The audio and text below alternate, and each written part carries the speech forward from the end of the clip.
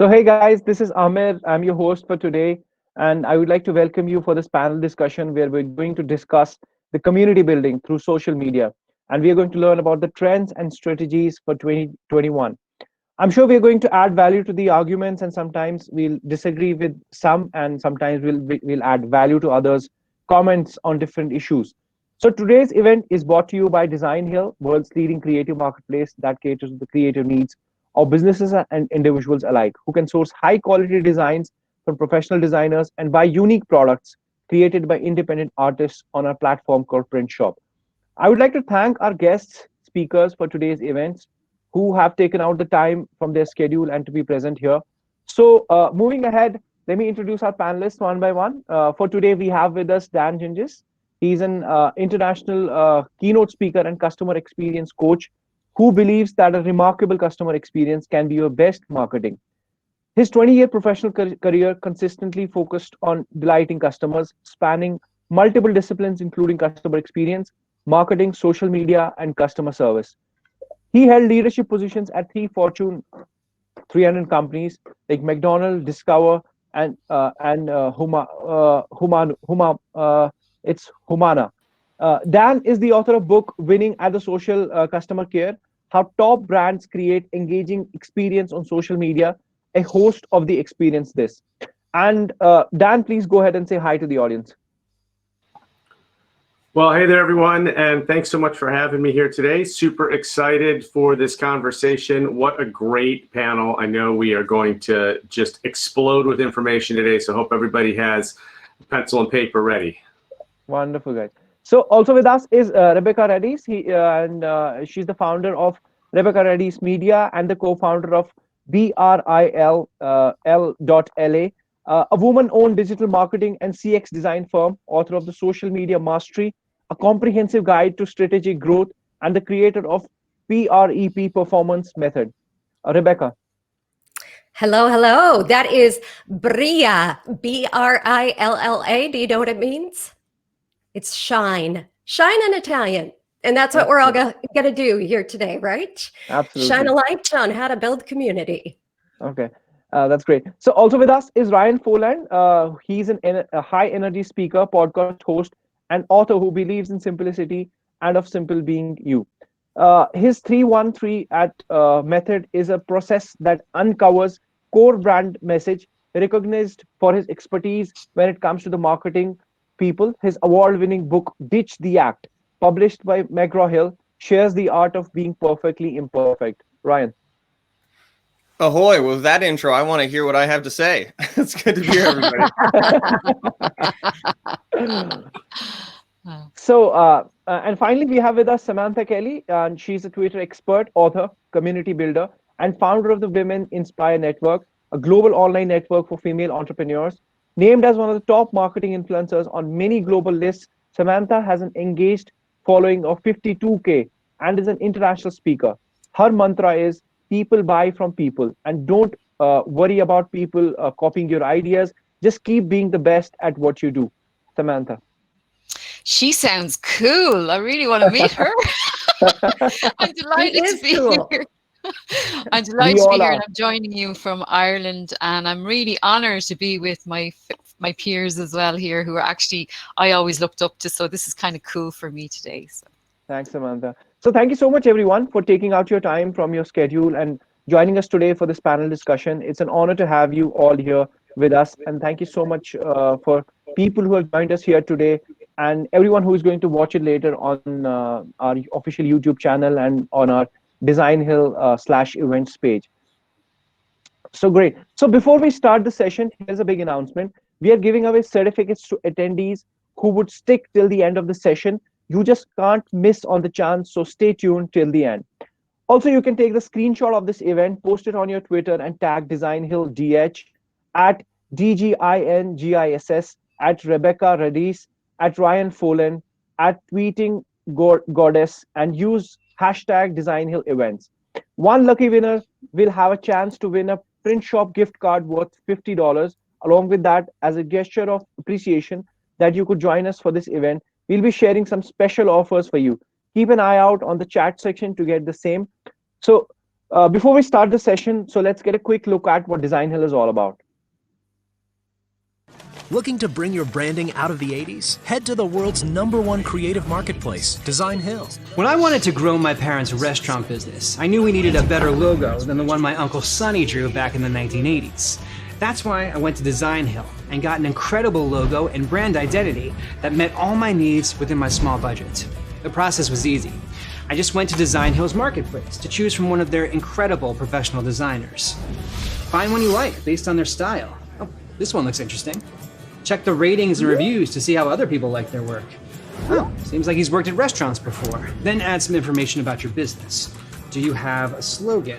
Where's the logo gonna appear? What colors do you need? Then your designer will get to work delivering you an incredible logo. You can even find an expert to design any kind of graphic design, from packaging to menus to t-shirts to business cards. I got everything.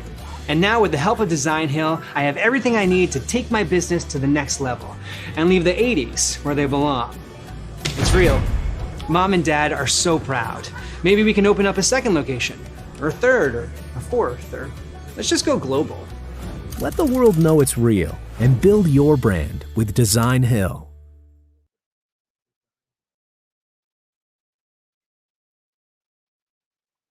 So, Ryan, let me start with you. Let me ask this question to you. We have heard about as small business owners, and people in the generic conversation. We have heard about fans and followers on social media.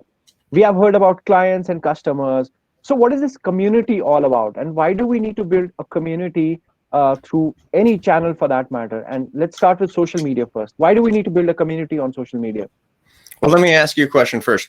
If you post a blog or a video or some piece of content in a forest and no one is there, does that piece of content actually exist? And this is for anybody in the chat too.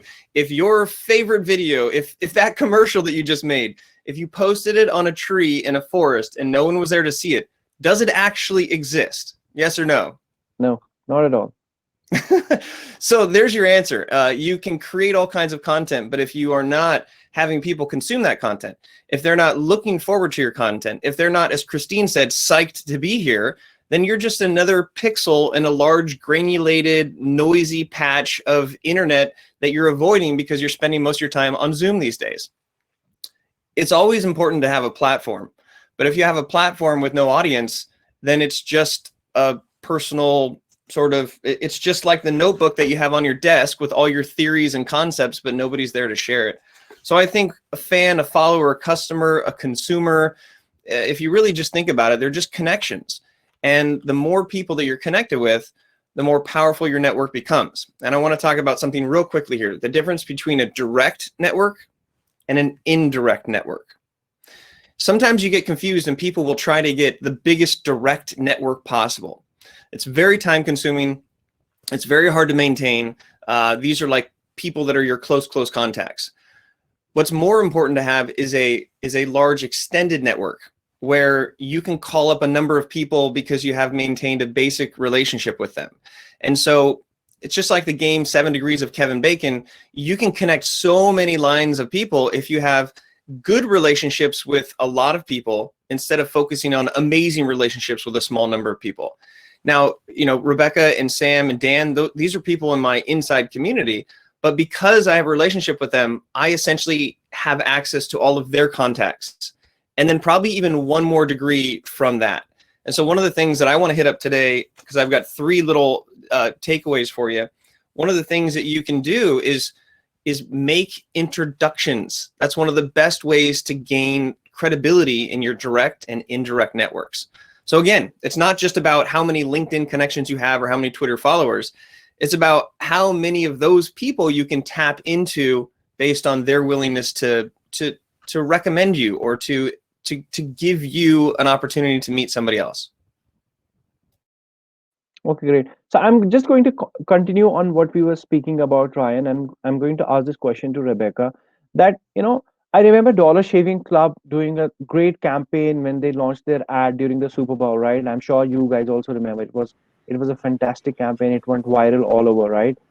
And I have a question here that people have asked us to post to you guys is that how do you engage your community to generate user generated content in terms of, let's say, in terms of a written format or a videos, and then and let the momentum grow of any campaign that you launch in social media. So how do you do that? Well, there's several different ways. And I just to kind of dovetail off of what Ryan was saying, so much of it is creating an active and engaged community that you're actually engaged with. So when you're listening, when you're communicating, when you're interacting with your audience, you're giving them a voice. You're giving them the ability to really get out there and not only get to know more about your brand, but create that bond, create that trust, create that situation where they really want to get out there and advocate for you, because that is what UGC is all about. They're tagging you, they're mentioning you because they want to get noticed. They want to make sure that you see their content, that they're talking about you. So really that big first step is to be actively involved with your community so that they see your commitment to growing an actual community. And I'm sure we all follow these different brands where it's quite obvious that there's a commitment to going deep as opposed to going wide with their audience, where they are actively having those conversations instead of just pushing out content, shouting out content. They're asking questions. They're learning more about their audience. They're really wanting to understand what they're looking for. And that's what's going to start to generate that situation where they're excited to get out there and share your content. But, to your question about having the ability to really think through those ideas, all of this needs to tie back to your overarching goals as an organization, as a company. So thinking about what that strategy looks like for 2021 and how could UGC really complement what you've got going on within your company. So where would it be really helpful to get your audience involved in driving awareness, in boosting brand recognition by creating their own content? And you can look at so many different brands, like GoPro is an excellent example of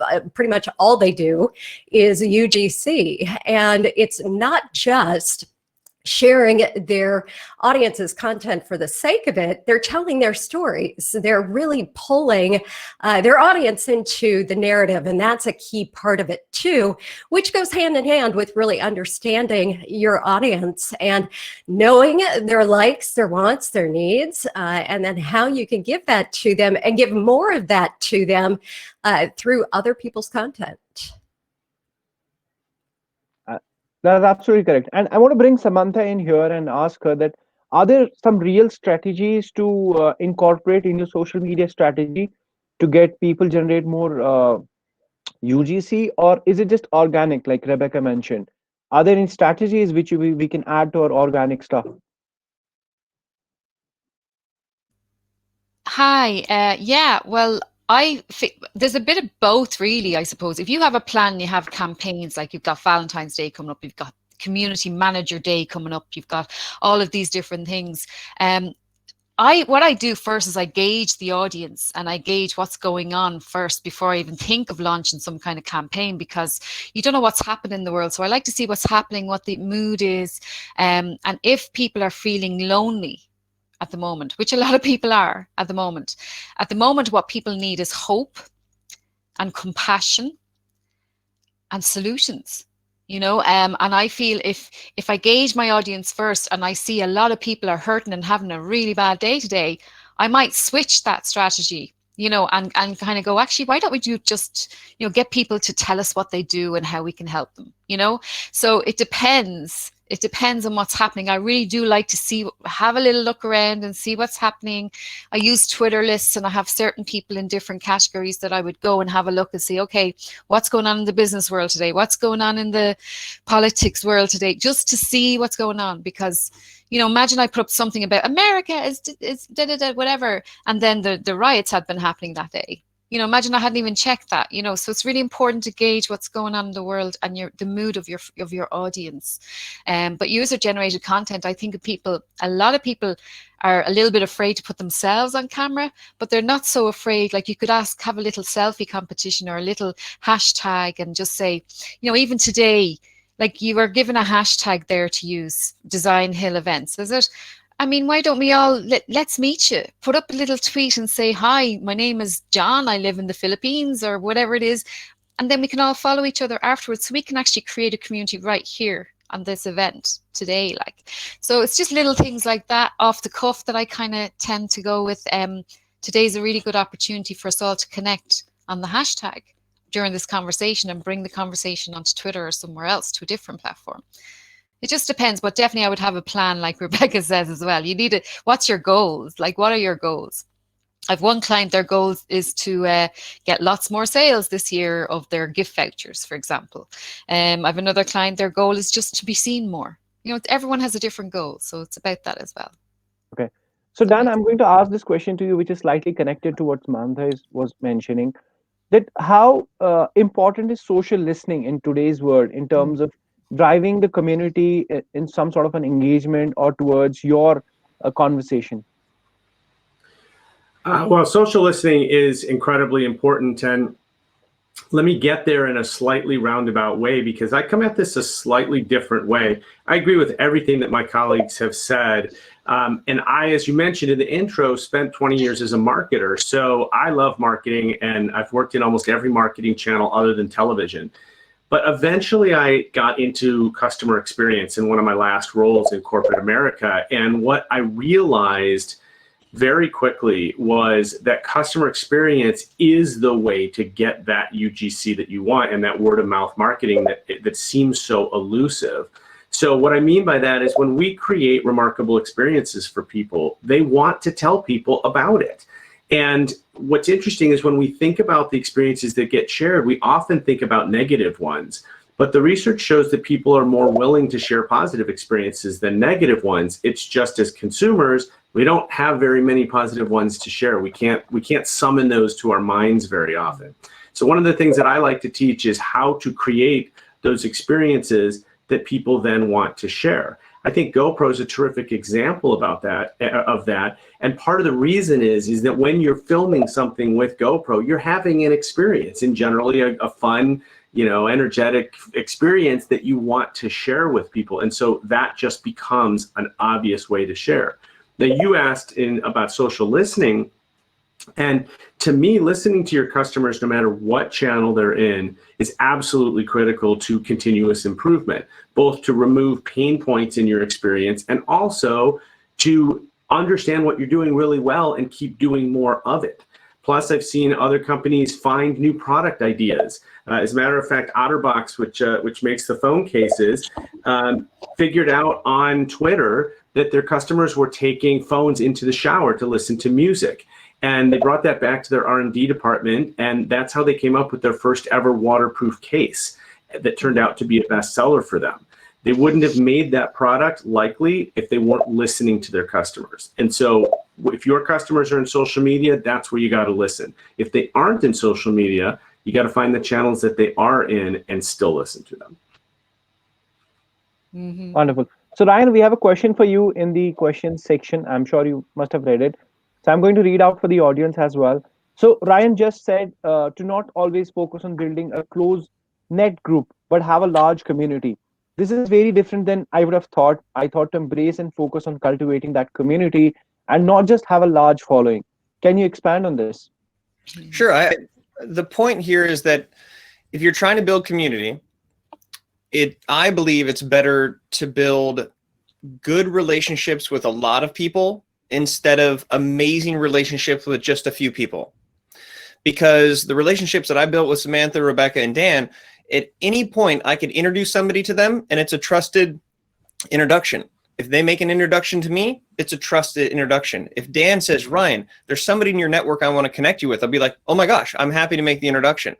So the idea here is not about followers. It's about creating base relationships so that you can ping somebody and it's not like they haven't heard from you in 5 years.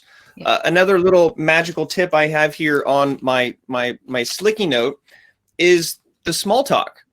I just get so annoyed when people hit me up on LinkedIn. The first thing is like, assuming I need podcast promotion services, or they just give me a very canned response of like all this stuff that they think that I would need. And it's like completely tone deaf. And it's just obviously a mass approach. I'll ignore those people, and I'll even kind of like put them in their place a few times, nicely, of course, but I'll be like, where's the small talk? Like, how did you feel like you could get this deep into a conversation? And so the people who are successful at building the basic relationship for me to feel comfortable to introduce them to my network are the people that actually genuinely connect on something. Maybe they see one of my 4 TEDx talks. Maybe they see a blog. Maybe they, as a comment, they comment about my stick figures. And then I'm like, hey, thanks. And then they respond with a question, and it's a small talk, and they don't sell me. And maybe another week goes by and they'll share something else with me. And those people now become part of my community just because of the small talk. So what I'm trying to say is that if you build good relationships with more people, you have a larger network that you can tap into. If you just focus on like, okay, I'm going to build really, really strong relationships with these 5 people that are going to be my best friends. Sure, you have access to those communities. But because of my relationship with Samantha, I have an amazing connection with this huge network of inspired women. And Rebecca is somebody who I always go to when I want positivity on Twitter, because she always has these questions that makes me think. And whenever I have a question about customer experience, or I'm speaking at an event that I think one of these people can come and join me at, then I will reach out to them. So what I'm trying to say is that the power of my direct, close network is not as strong as my loose network. And it's because of the connectivity. I can tap into so many other communities to make them part of mine. Hopefully that makes sense. It's not about the followers. Followers don't matter. That What does matters make sense, is Ryan. creating content. But I think there's a paradox here, which I'm going to take it to Rebecca. Maybe she can shed more light on it. So the paradox is that a much bigger the community is, difficult it becomes to generate engagement from that amount of number. And then all the social media platforms, their algorithms, the way that work. If you have a huge numbers up on your profile and you're not generating that much of an engagement, so your posts and your whatever you share gets penalized in terms of reaching less number of people. So there is a ratio that is always on the work. So the paradox is, do we go with the less number and high engagement, or do we go with huge numbers and relatively lesser engagement? Because at the end of it, like you mentioned, it's very difficult to have go with a mass appeal, and not the mass appeal doesn't appeal to everybody at the end of the day, right? The specific niche messages work really great, which is for a specific audience. So what do you have to say about that, Rebecca? And I'm going to take the same question to Dan and Samantha later, because I think it's very important. Yeah, no, I would agree. It's and it is an age-old question, isn't it? Do we go big and grow this, enormous community, or do we stay small? And really, that has everything to do with your goals and who you're trying to reach. It's also got to be scalable for you, because when you start to talk about just the amount of content that you're going to have to create, that strategy that Sam was talking about, and the time that it does take to not only work through that, but then to execute upon that. And that's the problem where so many people get stuck, and I'm sure you see that at Designhill, is, it's the execution and then really paying attention to how that content is performing. So I'm a firm believer in less is more. I really think we've seen a pull back to that this last year, as people want real human connection. They want a community that cares about them. They want to see that you're paying attention to what they're out there talking about. So Dan had mentioned, social listening, so critical to all of this. So really it has to do with what your goals are as a company. I would say start small. Start with what you can manage. Show up where your audience is showing up. That's another big mistake a lot of people make, is thinking, oh, well, everybody's over on Facebook. Oh, well, everybody's over on Instagram, so that's where I've got to be. No, do your due diligence, do your homework, pay attention to where they are, where those conversations are happening, and what they're talking about. Now start inserting yourself into that conversation, and don't commit to being everywhere, being everything to everybody. And you made a great point about, the niching down, which is also a very important part of this, is really understanding who is your target market, who are those segments of people that you're looking to connect with, and how are you solving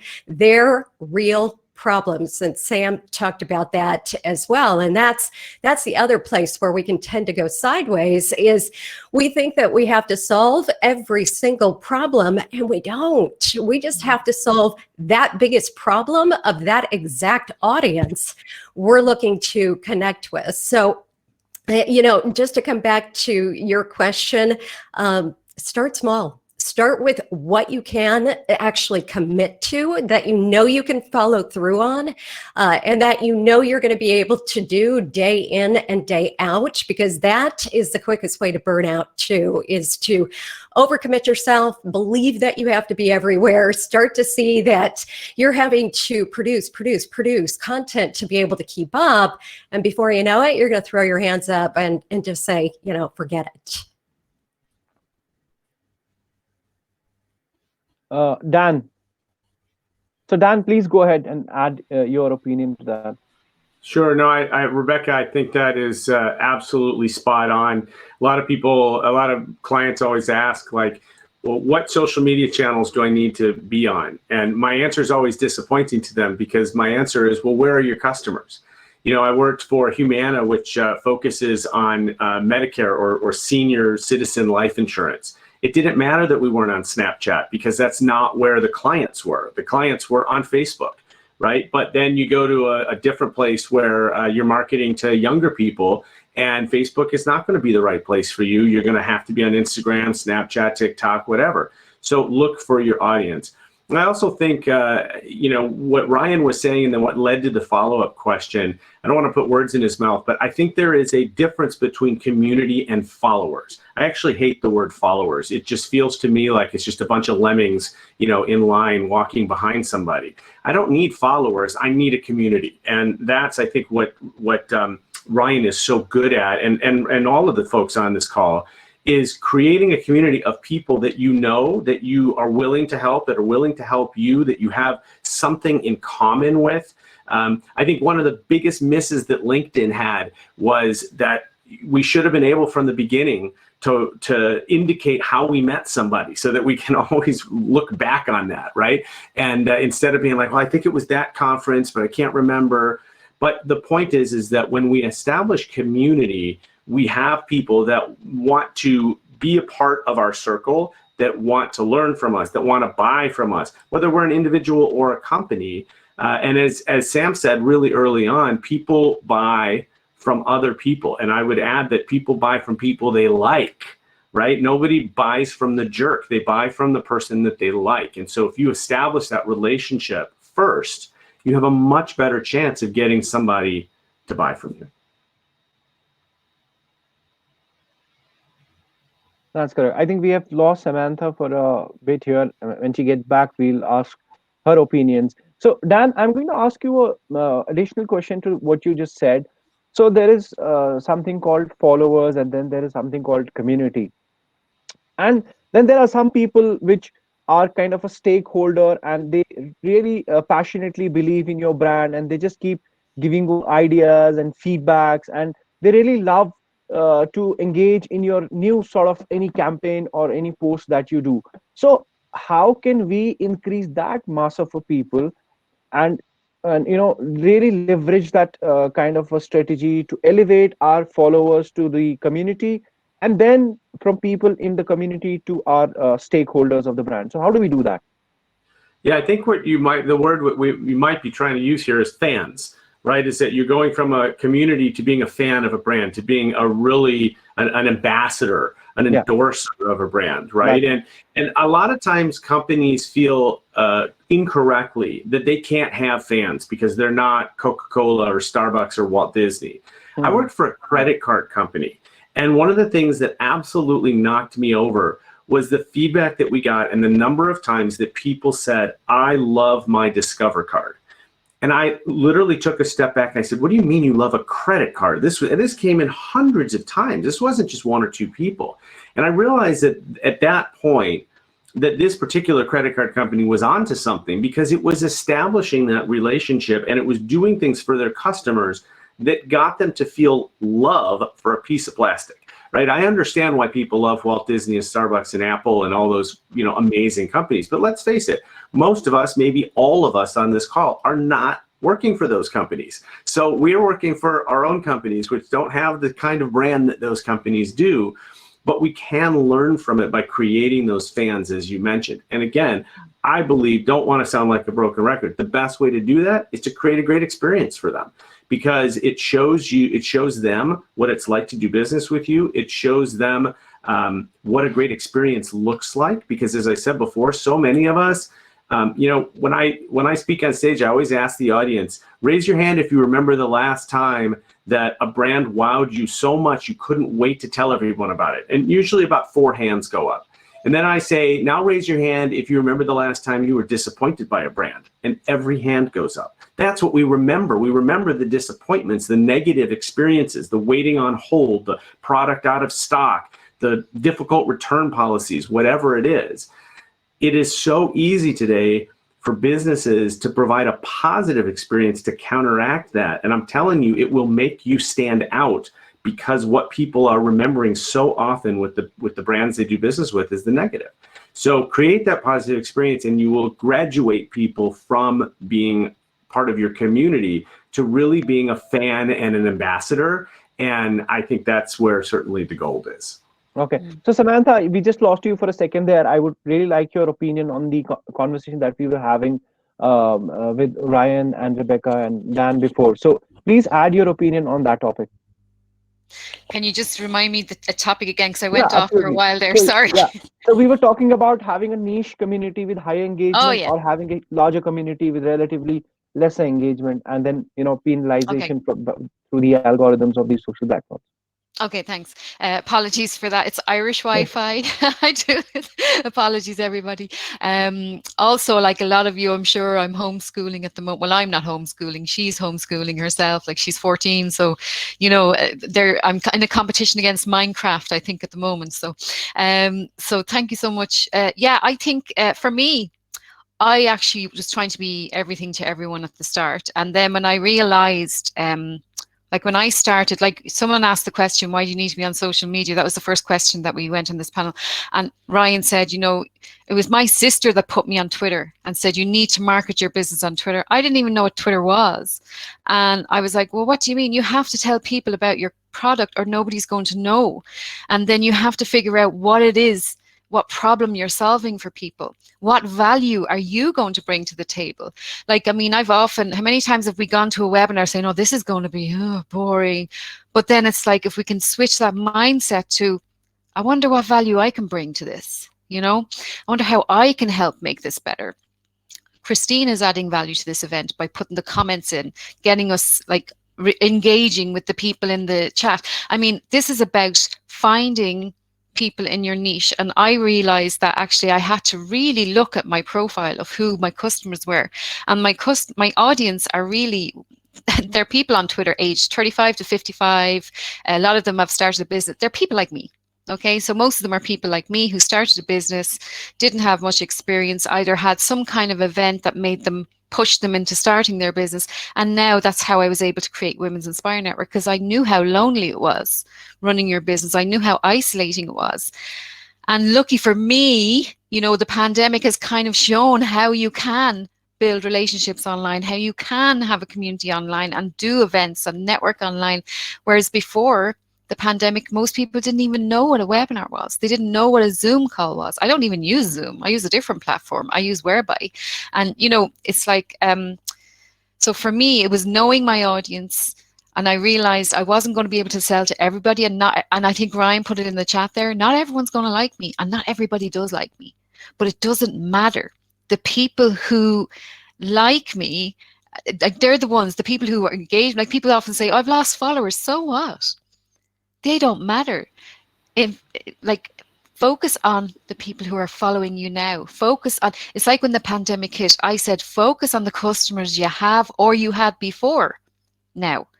Like, don't be worrying about getting new customers, Let's look after the ones we have at the moment. Let's look after the relationships we have now. Everybody in this chat, let's look after each other after today. I've seen some of you tweet already on the hashtag. Let's connect with each other after today and build a relationship. So it doesn't matter how many followers you have. There's always, I'd say there's about 500 people in my followers that I've met in real life. I've met Rebecca in real life. I've met Dan in real life. I haven't met Ryan in real life. You know, I've met Christine in real life. We met at Social Media Marketing World.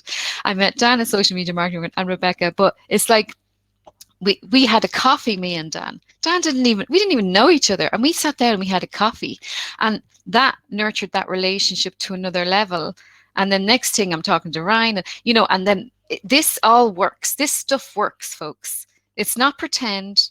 This is real stuff that works. And we all have a relationship because we gave each other time. We didn't treat each other, we treated each other special. We were genuine and authentic. And that's another thing. You have to be real. People know if you're talking crap. They know.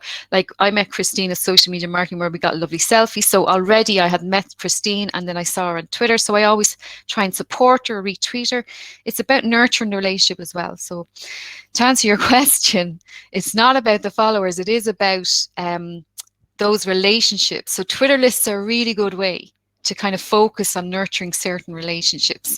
And if you're going to be bitching about others or being negative, nobody's going to want to follow you. So just focus on, it's like Brian said, it's nice to have lots of people. And I do agree, it is important to have lots of connections, but to find those ones that really need you, that at the end of the day, we're in business. So we want to make sales as well and stuff like that. So for my Women's Inspire Network, I know my customer, she's age 45.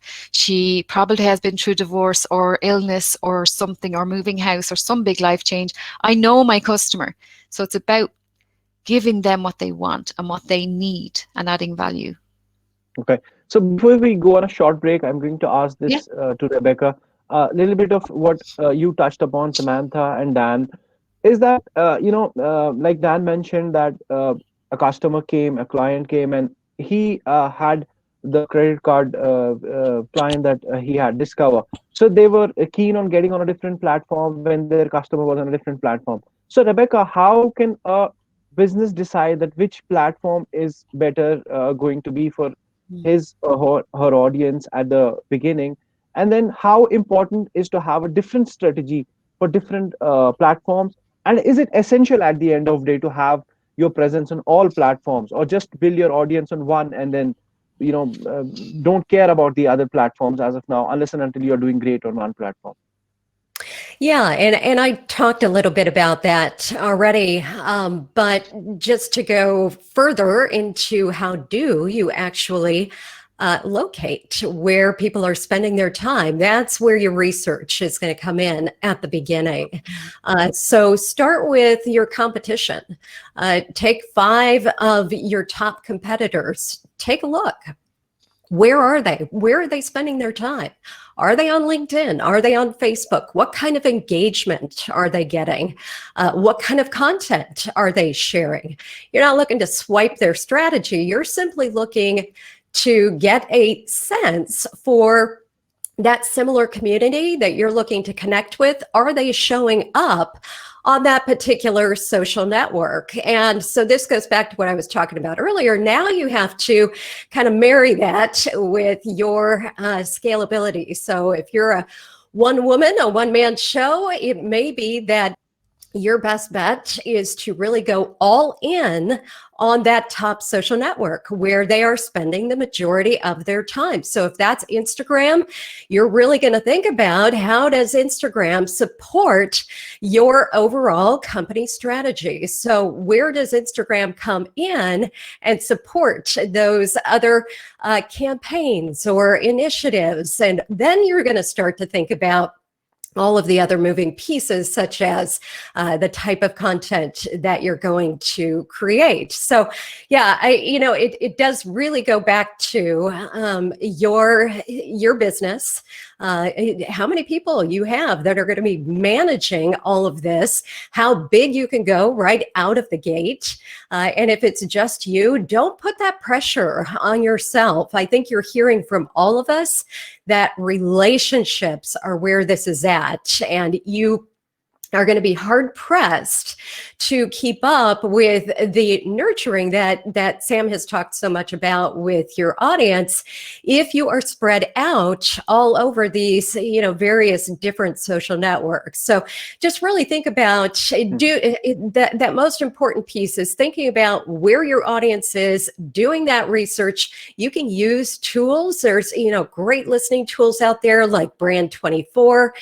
We've all got free insights within all of these social networks. You need to utilize all of that to truly analyze what's going on out there right now. And I will say real quick, and why, I'm talking about looking at your analytics, but a lot of people will say, yeah, but Rebecca, we're just getting started and we don't have any. And that's why I mentioned at the beginning, taking a look at the competition, taking a look at what's going on out there already gives you really good insight into where people are spending time, but more than that, into what are those topics that they're talking about? What are they interested in engaging in? And what are those conversations that are already happening that you can get yourself right into?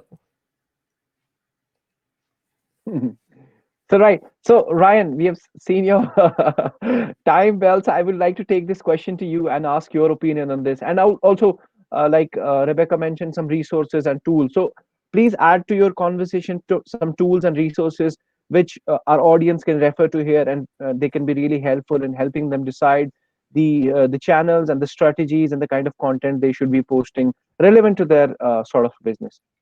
Yeah, well, I agree with what Rebecca said about having your market in mind, but I also tell people that creating content is not difficult. It just takes a lot of time, which makes it seem difficult. So the logic is that if you create content that you enjoy, then you can spend time doing things that you enjoy, and then that content can be distributed to platforms where your market is. I like to draw stick figures, so I draw stick figures. Okay, it's not like it's a painful thing. It's something that I enjoy. Now, those stick figures, because I start with what I'm enjoying, makes it that content creation is not miserable for me. And so I like to speak, so I focus on speaking. I'll transcribe my talks, turn them into tweets. I'll transcribe my talks, turn them into articles. I'm not a writer first. And so I want to say that platform agnostic, figure out the type of content that you enjoy to create. Because if you don't enjoy creating the content, it's going to come through. If you're miserable on videos, then don't create videos. So I think that, and I hear so many people, and even in this chat, they're like, it just is so hard to create content all the time. Well, if you create content that you enjoy, then you actually become a happier person creating content that's sort of an extension of who you are. And I also want to point out the fact that if you were all business all day and every tweet is check out my portfolio, look at my work, hire me, look where I was featured, look at this blog, I'm on this podcast, look at me. It's like the little boy who cried, content is here. And it's like, how many times am I going to see you promoting yourself or promoting what's happening? It's like, I don't want to follow a business. I want to follow a person. And my whole book is about ditching the act. And for me personally, when I started to get in the groove, when I started to be less stressed, when my anxiety lowered and my clients started to sort of fit, is when I stopped trying to act as if. I try to stop mirroring what I think what works for somebody else. And so we talk about liking and trusting, but the first part is letting them get to know you. Like if you know Rebecca, she has her own quirks. Dan has his own quirks. Samantha has her own quirks. I have my own quirks. That's where we relate. So when it comes to content, create content that you enjoy and share slices of life. I just went to Catalina for 3 days. And so I shared all these fun moments that I had, nothing to do with business. And it wasn't all the great stuff. I talked about some of the challenges that I had. So I think if I would give you one piece of advice, stop for the person in the chat about their portfolio. Nobody's hiring me. Stop trying to convince people that your story is worthwhile or that your story is successful. Help people see themselves in your story. And in this pandemic, there's a lot of stuff that we're all dealing with. Family members, relationships, people dying, stress about different life things. And when you combine those personal elements in the small talk, people will actually connect with you as a person first, and then they might understand or appreciate your business. So I just want to make sure that you don't create too much business-oriented content, and that'll just drive you crazy. So those are my thoughts. Right. Be human. So be human is the message here. Not always you have to think out of the box to generate some sort of a great online engagement or your audience build up. Sometimes you can just share a life story where people connect with you actually, and they think that, we're having an interaction with a human, not a brand who just cares about the mass appeal and having more and more audience build up. Sometimes you just need to be have a human angle into that conversation, so that the people who read this or consume that content feel the direct conversational connect. So guys, I hope you're enjoying this conversation that we are having here. We are going to take a very short break and be back, and we'll ask our audience who's live here today to ask us questions in the question section, so that we can take the questions from there and ask our respected panelists here. So let's go for a short break, and we'll be back. Stay tuned.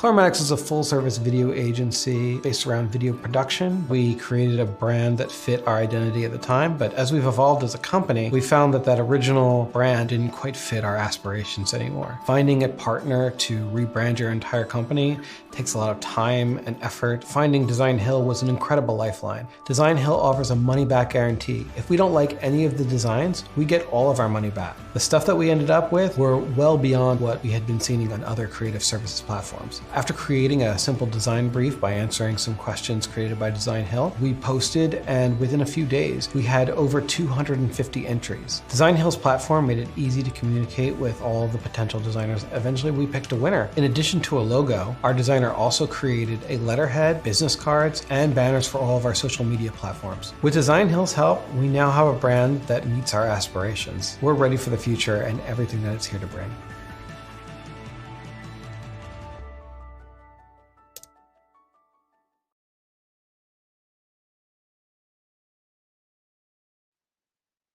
Hi guys, welcome back, and we'll continue this amazing conversation and the topics that we are discussing here with our great panelists.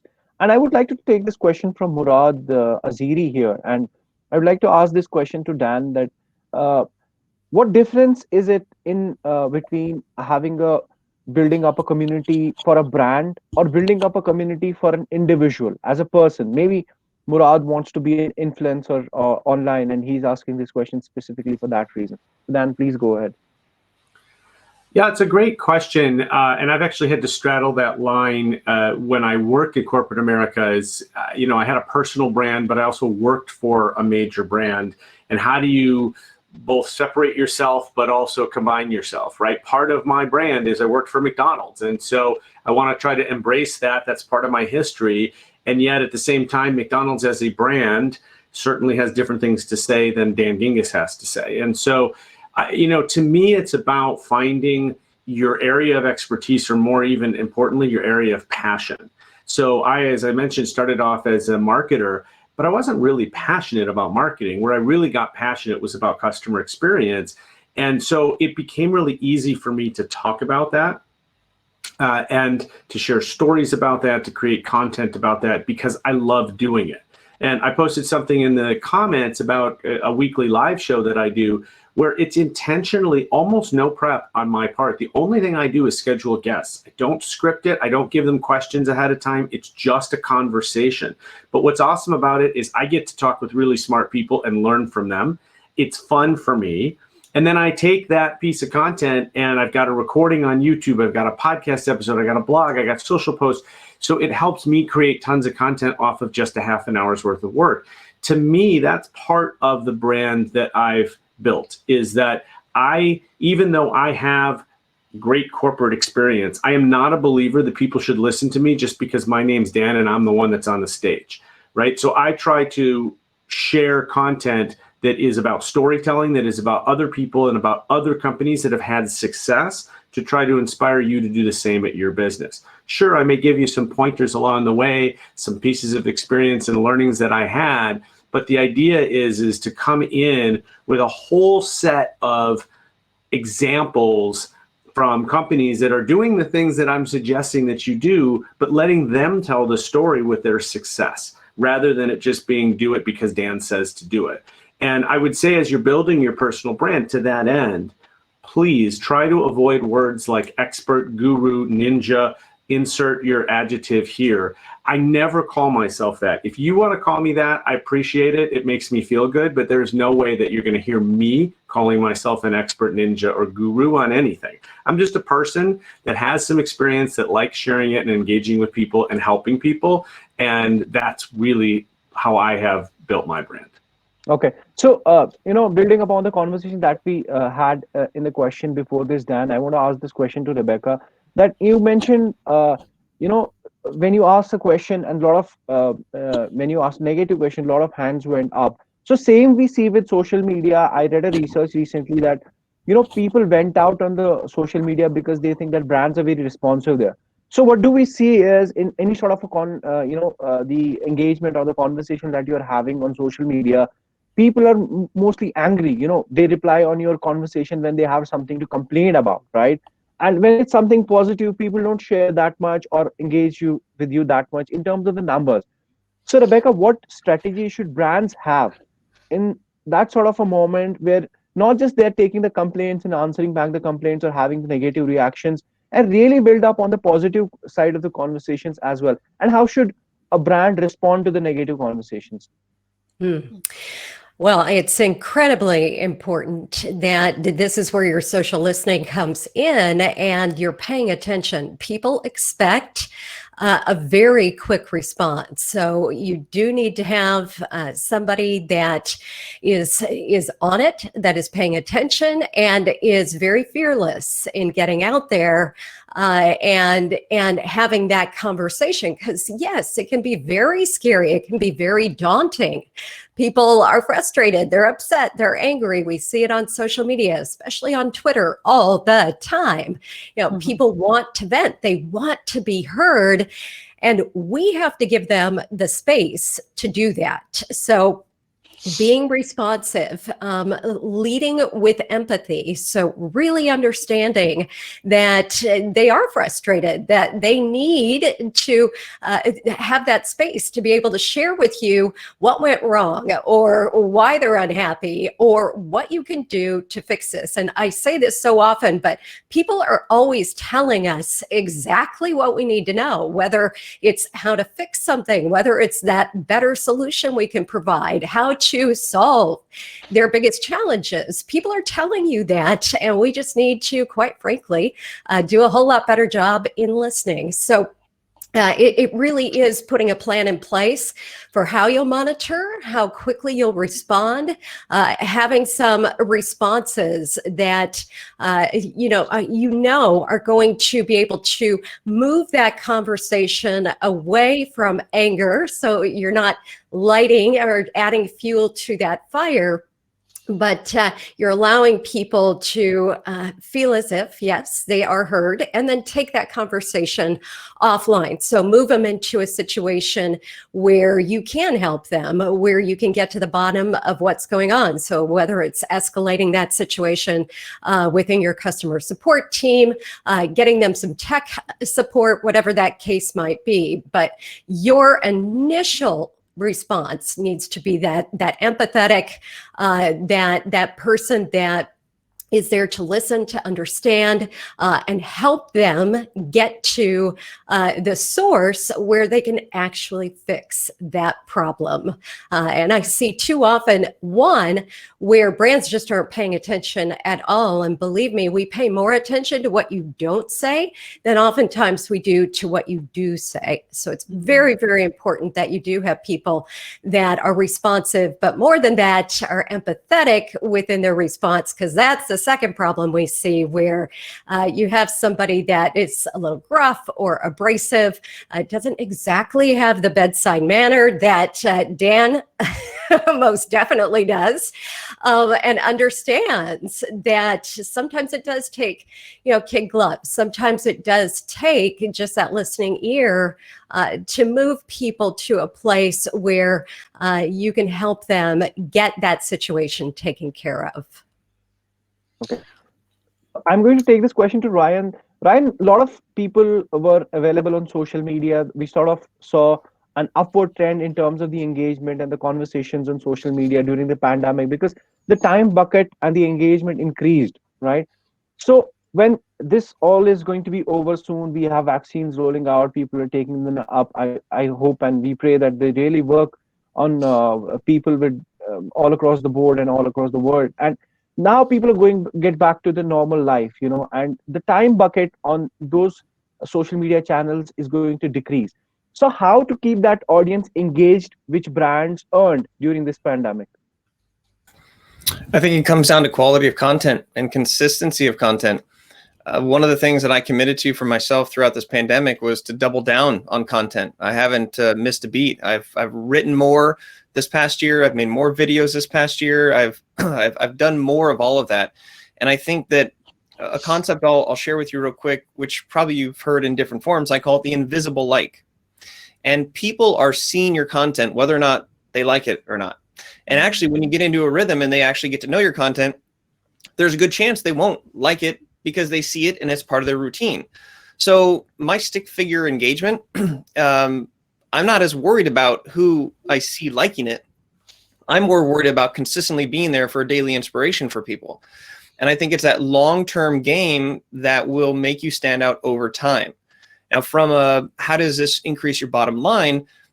I don't do a lot of outbound, if not any outbound marketing. I have a newsletter that goes out weekly with 3 things from me, but I'm not offering my services. I'm just creating content and leading by example, and in the area that I love to do and where my swing zone is. I let other people call me an expert, and I share my experience. So the way to continue to capture the mind share is to create content for them to actually share. I think that the usage will still be strong, but you're going to have people spending less time liking, less time engaging, maybe scrolling through faster and spending more time on the content that resonates with them. I will remind you that your content doesn't have to resonate with everyone. And the more particular you can form these little communities, there's a concept of 1,000 fans or followers where you get 1,000 people to pay you $100 a month because they love what you're doing. That's $1 million business right there. So again, the way to stay top of mind is to stay on the top of the threads.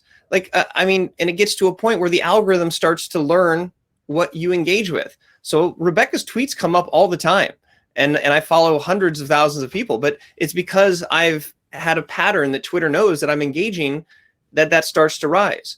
So with constant content, you're gonna teach those people who do engage. The algorithm is what you'll sort of teach. And a big part of this is the technology holding you back. Do you know on Instagram, your posts reach something like less than 10% of your followers? So if you have 5,000 followers, there's really not 5,000 people to see all your posts. And so I think that people are still going to be looking, watching, but I think that don't get confused and see less content and think that you can back off. Actually throw more content out there, because there's going to be more looky-loos as this time bucket that you're saying sort of fills up. Yeah.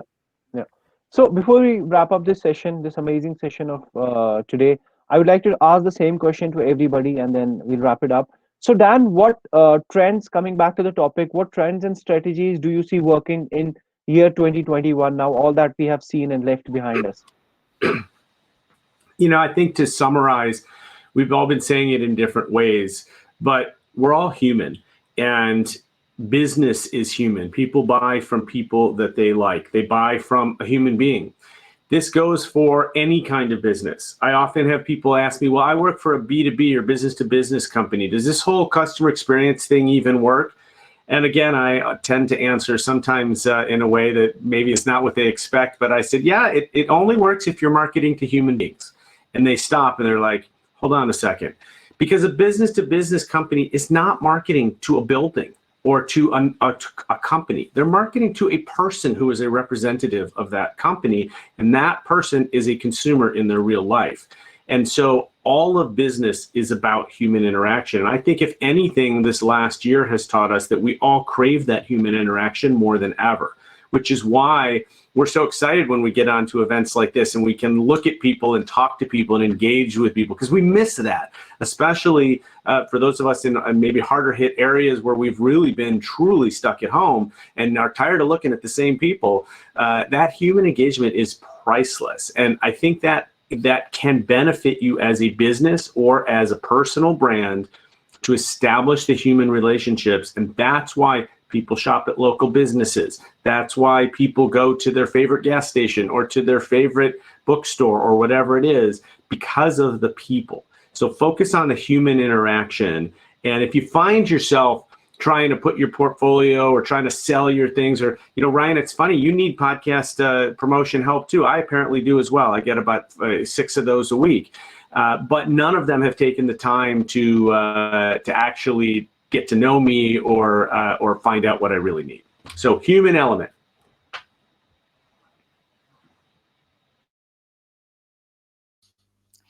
I'll add one thing real quick, which I always like to repeat advice that I get that I find value. I just want to pass that on.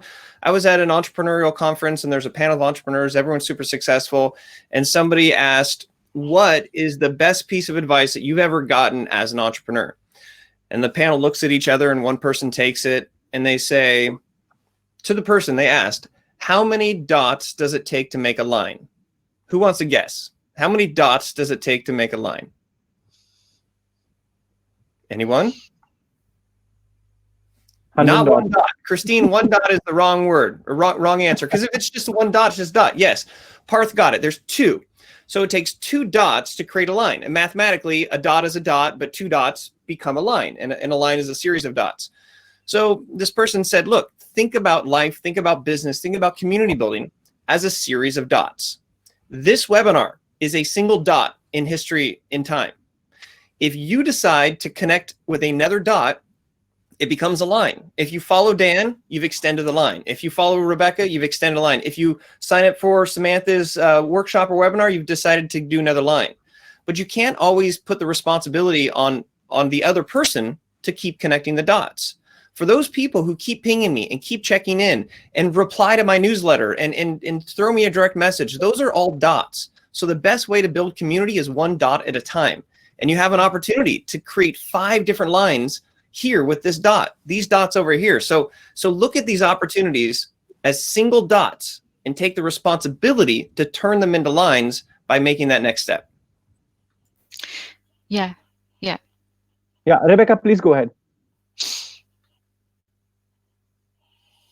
Yeah, I absolutely love that analogy, because that is just, it's exactly what it's all about and what we've talked about throughout this entire hour, which is, it's just relationship building. It goes back to really that idea of relationship marketing. And I see us having come full circle back to that this last year. And I think we're going to double down on that in 2021, where, we started back in the early days of social media as creating these one-on-one relationships. It was about outreach and connection. And then us marketers got involved, right? And we got our bullhorns and we started just shouting at people with a whole lot of content. And then we started to see this shift back, and 2020 really accelerated that shift back to relationships and realizing that community is only created when you start to connect those those dots. And it's something, as I said, that I think it's going to make or break in 2021.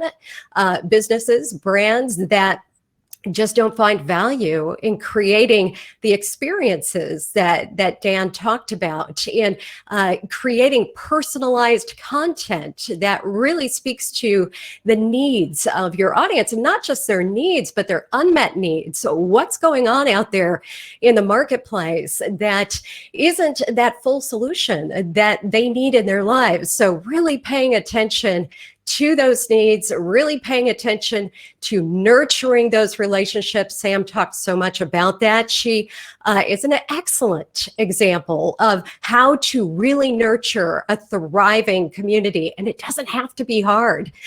Dan, I love that you talked about just the human quality of who you are and how you've positioned yourself, and how you really seek to not only share your own thoughts, but amplify other people's. And again, that's what community is all about. So I think the key takeaway here is it doesn't have to be hard, doesn't have to be difficult, doesn't have to be a ton of heavy lifting. It just has to resonate and be valuable to your exact right audience. All right. And then Samantha, please, your last take on this, and then we'll wrap up the session. Actually, I think it's just, there's a slogan I use a lot, and it's called, and it's keep it simple. Keep it simple. Think before you post something, is this going to add value? Is this post going to make someone's day? Is this post going to inspire? And is it going to help someone learn something new today? So if you could think about those things, that's your content. And the best content is your own content that you create. And it could be a sunset. It could be the little dog. I go walking on the beach with my dogs, and people love that. And decision makers who have hired me have said, actually, it was when I saw you walking the dogs, that's when I had a look at your profile. So just be aware, keep it simple, and think about your audience and what they want. And this too shall pass is another one that I use a lot. So hang in there, everybody, you know.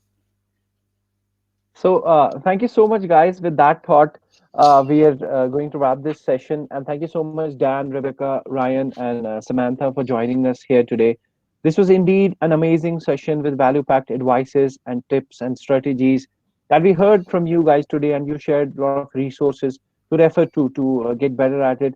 And guys, please follow these amazing people. We are going to share their social handles in the chat section, and you can follow them to hear more about it.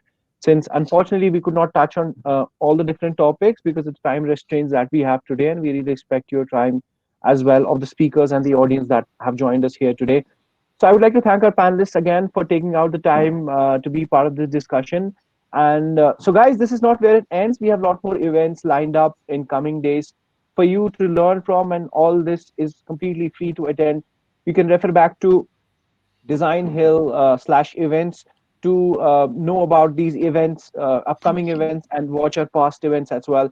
And this event is going to be live soon on that page. We'll notify you guys.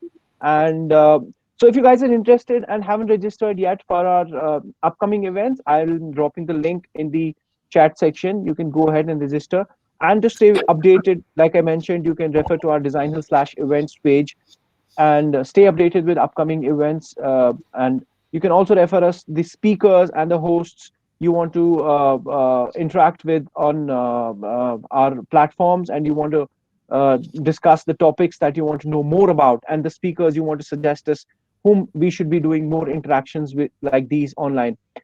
So guys, thank you so much for joining us today here, and for all the business community and artists who want to build an online marketing platform and interactions with brands, and brands who want to do it with the artists and designers for building up their brands online, they can visit designhill.com. We have some pretty amazing resources working with us all across the world. And we also recently launched Designhill challenges where people can make money by participating in those challenges. So we are the challenge money is more than $5,000 every month. So go ahead and participate in these challenges, which I'm going to drop a link off here. So thank you so much, guys, for joining us here today. That's all for today. Thank you. Bye-bye, guys. Thanks, everybody. Bye. Thank Mind you. yourself. Take care. Stay safe, everybody. Just everybody. Bye. Thanks. Good seeing everybody. Oh, there we are.